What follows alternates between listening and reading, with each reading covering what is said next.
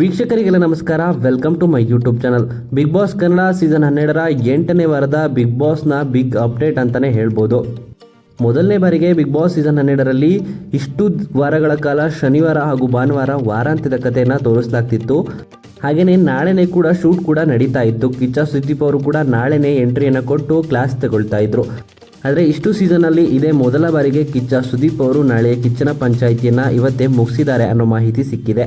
ಹೌದು, ಕೆಲವು ಕಾರಣಾಂತರಗಳಿಂದ ನಾಳೆ ಕಿಚ್ಚ ಸುದೀಪ್ ಅವರು ಶೋಗೆ ಬರ್ತಾ ಇಲ್ಲ. ಹಾಗಾಗಿ ಇವತ್ತೇನೆ ಟೆಲಿಕಾಸ್ಟ್ ಮಾಡದೆ ಇವತ್ತೇನೆ ಶೂಟಿಂಗ್ ಕೂಡ ಮುಗಿಸಿದ್ದಾರೆ. ಕಿಚ್ಚ ಸುದೀಪ್ ಅವರು ಕನ್ನಡ ಚಿತ್ರರಂಗದಲ್ಲೇ ಹೆಸರಾಂತ ನಟ ಅಂತಲೇ ಹೇಳ್ಬೋದು. ಹಾಗೇನೆ ಬಿಗ್ ಬಾಸ್ ನಿರೂಪಣೆ ಕೂಡ ಮಾಡ್ತಿದ್ದಾರೆ. ಎರಡನ್ನೂ ಬ್ಯಾಲೆನ್ಸ್ ಮಾಡುವಂಥ ಸಂದರ್ಭದಲ್ಲಿ ಮಾರ್ಕ್ ಚಿತ್ರದ ಪ್ರೊಡಕ್ಷನ್ ನಿರ್ಮಾಣದ ಬ್ಯುಸಿಯಲ್ಲಿದ್ದಾರೆ. ಆ ಕಾರಣದಿಂದಾಗಿ ಏನೋ ನಾಳೆ ಶೂಟ್ ಮಾಡಬೇಕಿದ್ದಂಥ ಎಪಿಸೋಡ್ನ ಇವತ್ತೇ ಶೂಟ್ ಮಾಡಿಕೊಟ್ಟಿದ್ದಾರೆ.